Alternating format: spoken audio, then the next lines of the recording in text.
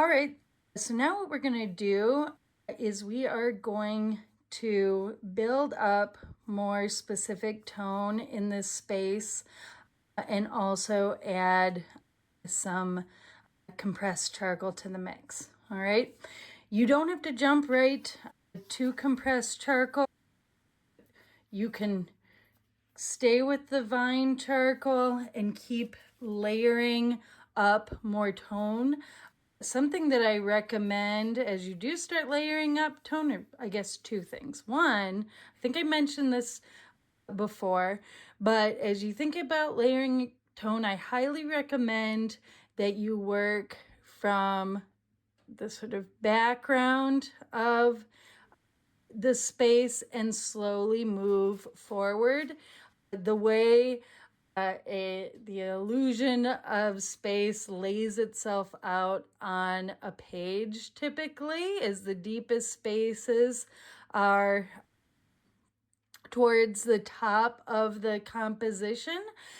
And then as the objects you're drawing get closer, that space visually appears lower on the composition. So background appears highest, middle ground compositionally usually lands in the middle of the page, and foreground closest shapes are going to appear towards the bottom. Practically, when you are working with a dusty medium, if we start in the background, that dust that we're producing as we work on the easel will be falling down onto spaces that you haven't touched very much, kind of leaving its dirty trace on places that you just haven't applied a whole lot of time to yet. But also, that dust, as it sort of layers and builds, does fall down, but also floats in the atmosphere a little bit and creates kind of a sense of atmosphere. So if you are working from high in the drawing to low, naturally the dust ends up falling in the right places to either create a sort of sense of atmosphere in the space or also richen the value in the foreground or the lowest part of the composition where you really want your highest contrast. All right. Additionally, it helps us keep our hands out of the work. So if we're starting here and then moving our drawing process down, our hand is moving over the least touch areas as we go instead of rubbing right over areas that you just worked on. All right. So with that in mind, I'm going to push my attention to the deepest areas of the space. I'll continue in vine to start.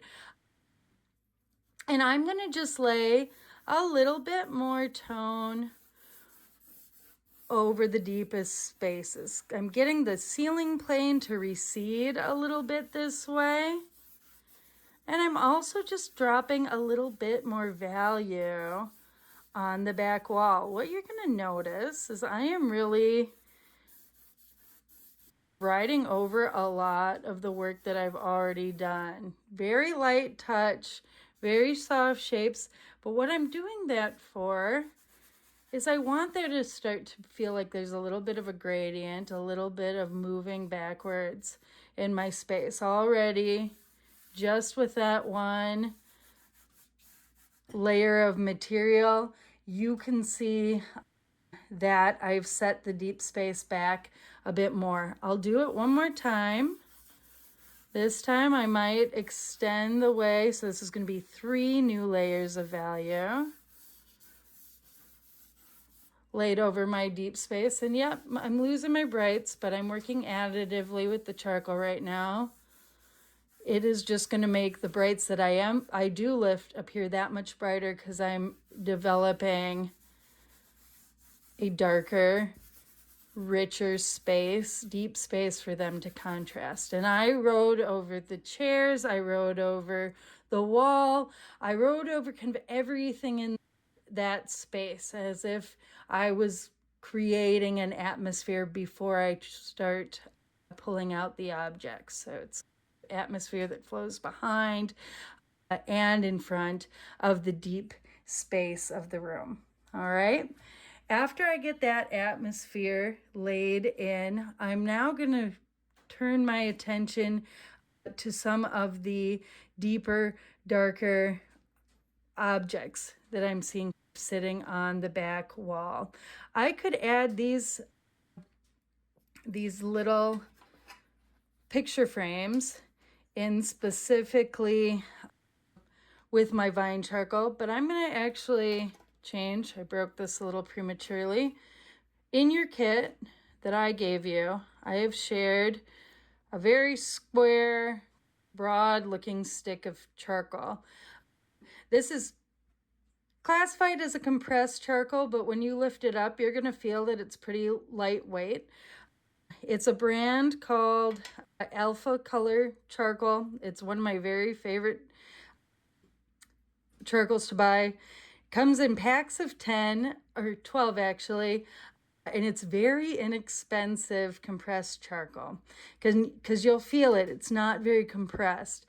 What I love about it is I find it's just the nicest intermediate tone between our vine charcoal that we started with and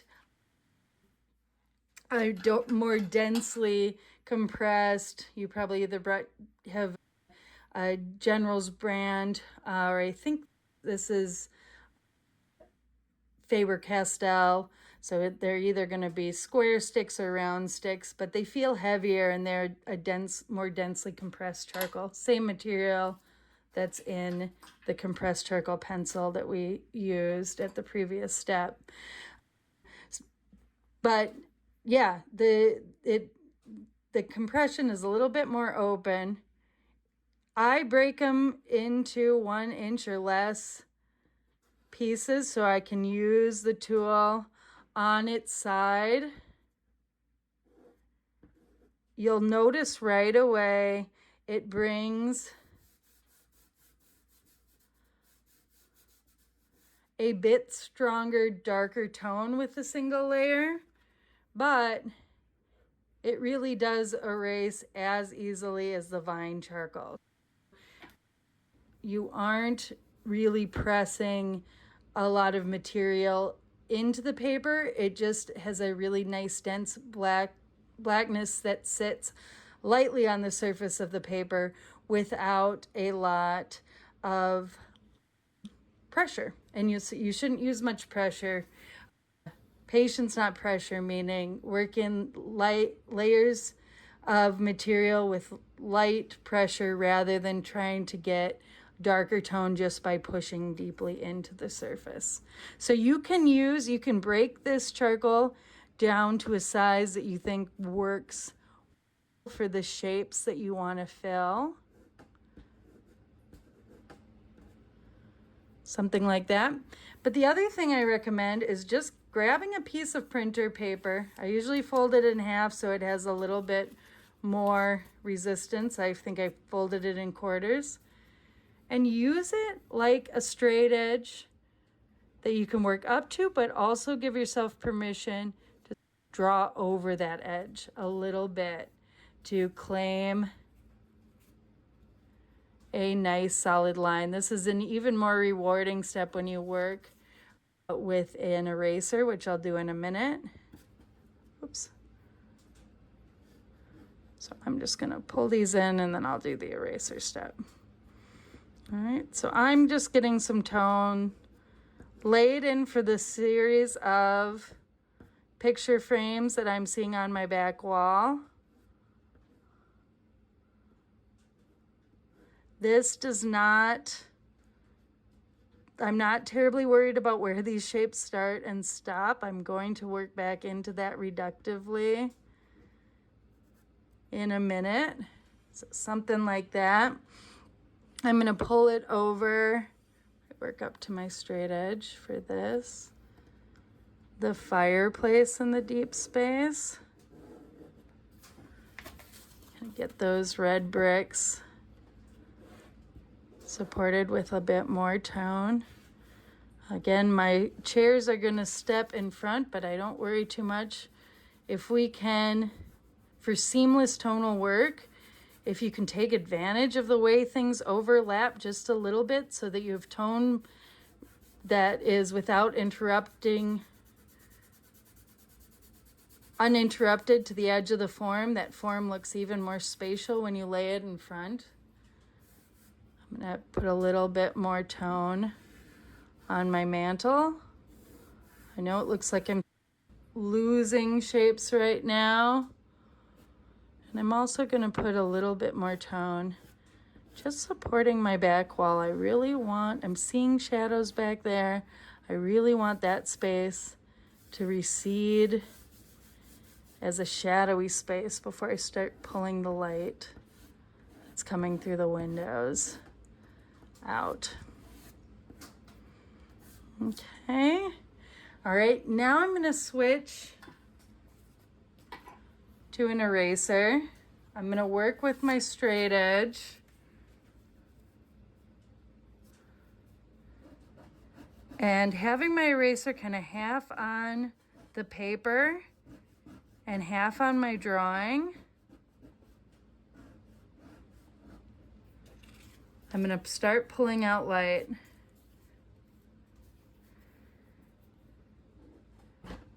And as I'm doing this, I'm even pulling up to or slightly over, lapping the line that I originally used to define this form, because the contrast is going to be plenty enough to define my edge. So see how I'm pulling out a super bright window? I'm not necessarily having to lift a whole lot more layers to get this bright effect because I laid down more tone. I'm getting that to really shine. I lost my line a little, but I can always push my straight edge back up and get a nice, bright, satisfying form. I laid down a lot of tone for those pictures now. I don't know if you have your clickable eraser tool yet. You might also have your kneaded eraser. All right. Like I said, the most abrasive eraser you have is the pink pearl that I gave you. The kneaded eraser is made to be kneaded. So especially if it's looking dark and gray, give it a stretch. It's also designed to be shaped. So again, don't erase with something that looks like a thumb. It's not going to be the most useful thing. But you can pinch this like putty into a shape that can get into little areas of your drawing.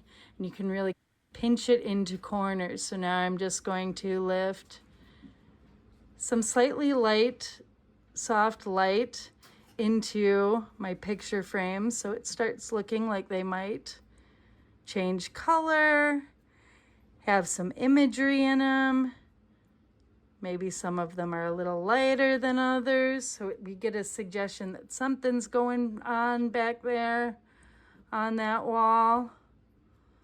Just with a little tonal contrast, maybe it suggests a little bit of glare on the frame. Something like that could be interesting.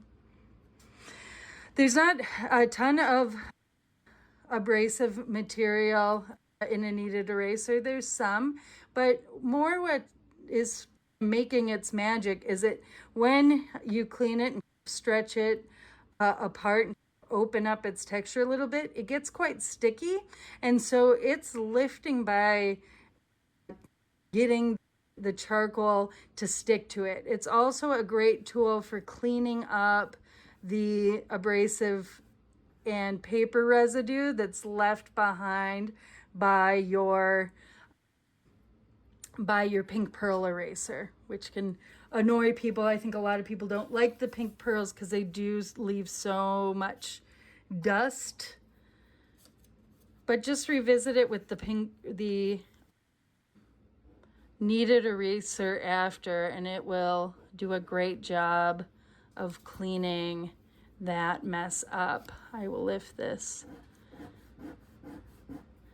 next. So already you're seeing my deep space is starting to come to life. Because as soon as I add the light source of these windows, the tone that I laid in really quickly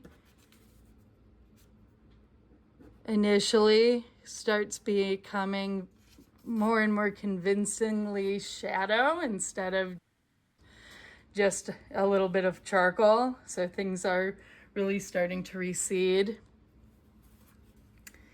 This is a shiny brass plate at the top of my fireplace screen or door. So I'll lift that out just as a more confident shape first.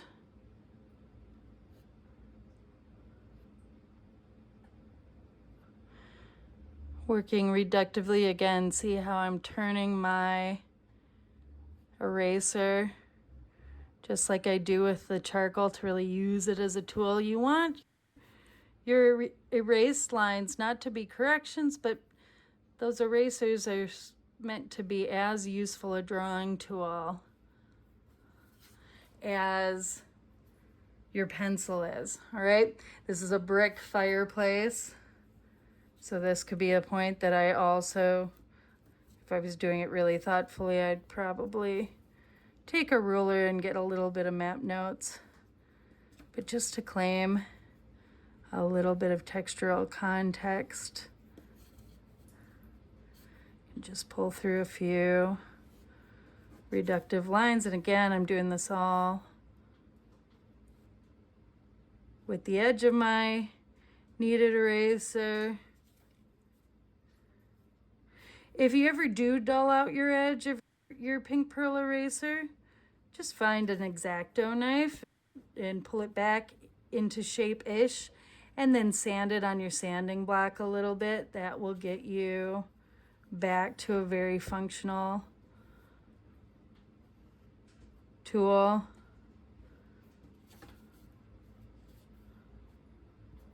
All right. It's making me notice that my shape got a little wide as I added that extra tone. Placing a light touch on there. There we go. Now I'm pretty close back to where my tone is. Rubbing that value out, lifting it. There we go. Now our shape's really coming. All right. Then I might, again, I can get really quite detailed in this deep space because I'm not going to touch it for a while after I get through it. So I can come back here. I can really use, this is the point I should be using my charcoal pencil as a tonal tool too. Something that gives me more context for the surface and the edges of the shapes I'm seeing. All right.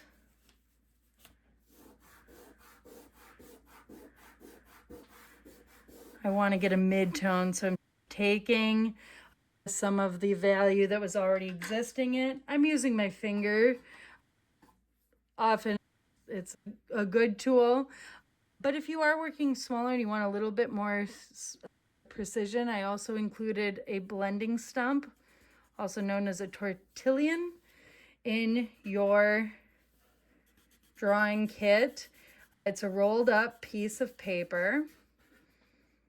It's designed to be the shape of a drawing utensil, but specifically its role is to draw out material that's already on your page and push it around so you can get a more even mid-tone. If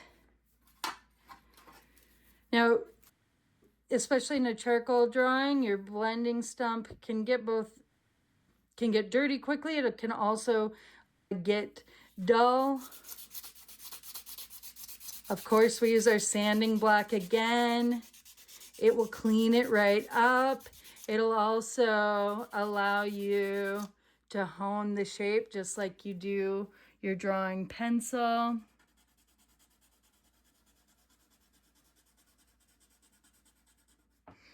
Okay. You're probably tired of me on this video talking.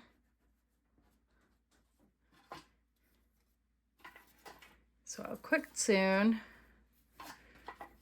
But I do want to just kind of keep drawing a little bit longer just so you see how I'm going back and forth, how I'm allowing my marks to overlap.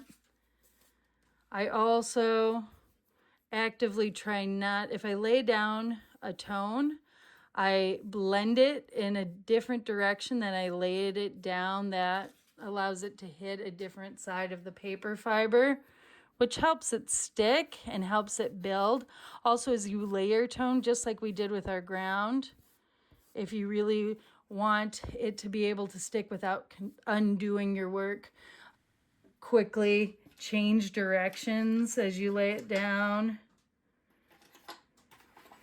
And then as you get more and more confident with the shapes that you are drawing, you can always start adding the more densely compressed charcoal, which is one of the materials I asked you to acquire for your kit. It almost certainly was a part of your F100 kit. They're usually square shaped, rounder. They'll feel heavy in your hand. I think any tool like that is easier to use and more useful as a smaller shape. It lets you, I think, access the edges of the tool a bit more easily. The more densely compressed the charcoal, the darker the line will be regardless of pressure. But it also will be a more, I won't call it permanent, but stable line on your drawing surface.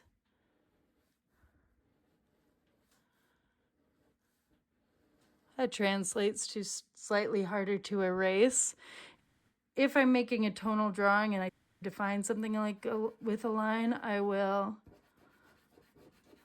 pull tone into it pretty quickly so that it still stays as a value shape.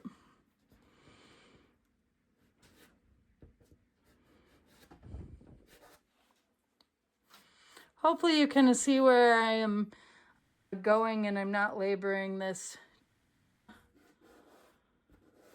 too long.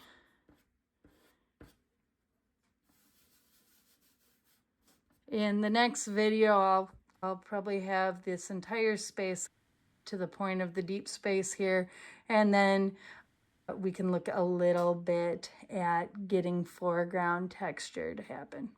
All right.